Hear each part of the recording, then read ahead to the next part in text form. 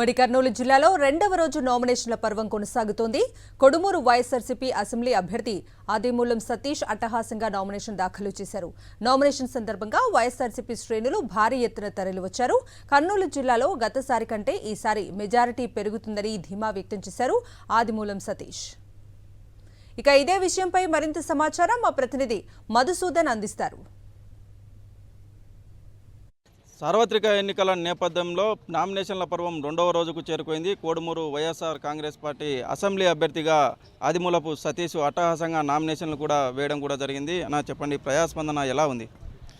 అపూర్వంగా ప్రజాస్పందన ఉంది. జగన్మోహన్ రెడ్డి గారి అభిమానము, వారి గుండెల్లో వారి మీద ఉన్న అభిమానం ఈరోజు పెళ్ళువికి కర్నూలు రహదారులన్నీ నిండిపోయి ఉన్నాయి. మీరందరూ గమనించే ఉంటారు.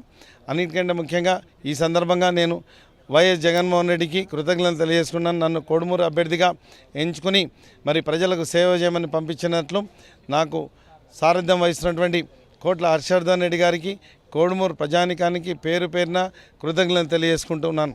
ప్రధానంగా చెప్పండి, ఇప్పుడు జరిగే ఎలక్షన్స్లో ఎస్సీ, ఎస్టీ, బీసీ మైనార్టీలకు 50% సీట్లు ఇవ్వడం ఎలా చూడాలి? అదే మా జగనన్న స్పెషాలిటీ. కాలర్ ఎగరేసుకొని చెప్తాం. మా నాయకుడు పేదలకు మరి బడుగు బలహీన వర్గాల పక్షాన ఉన్నారు, పెత్తందారులకు మధ్య జరుగుతున్నట్టు యుద్ధం.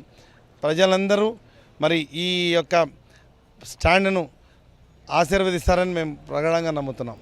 మరి వైద్యుడిగా ఎప్పుడు అవసరమైన వారు నాకు ఫోన్ చేస్తే వైఎస్ఆర్ హెల్త్ క్లినిక్స్ ద్వారా లేదా ముఖ్యంగా ఆరోగ్యశ్రీ పథకం ద్వారా వారికి ఉచితంగా వైద్య సేవలు అందించడానికి ప్రణాళికలు రచించుకున్నాను. కూడా చైర్మన్ కోట్ల హర్షవర్ధన్ రెడ్డి కూడా ఉన్నారు. అన్న చెప్పండి, మేమంతా సిద్ధం బస్సు యాత్రలో సీఎం పైన జరిగిన హత్యాయత్నాన్ని ఎలా చూడాలి? అది చాలా దురదృష్టకరమైన సంఘటన. ఎందుకంటే జగన్మోహన్ రెడ్డి గారికి వస్తున్నటువంటి ప్రజాదరణ చూసి ఓర్వలేక కుట్రలతో ఇదంతా కూడా ప్రతిపక్షాలు చేస్తున్నటువంటి ఒక దుర్మార్గమైన ఆలోచన. ఆయనకు భౌతికంగా కానీ మానసికంగా కానీ భయపెట్టాలనే ఉద్దేశంతో ఆయనను మళ్ళీ రోడ్ల మీదకి రాకుండా ప్రజలకు ఆయన కనిపించకుండా చేయాలనే ఒక దురుద్దేశంతో జరుగుతున్నటువంటి సంఘటనలు ఇవన్నీ. వాటిని ప్రజలందరూ కూడా గమనించారు, తెలుసుకున్నారు.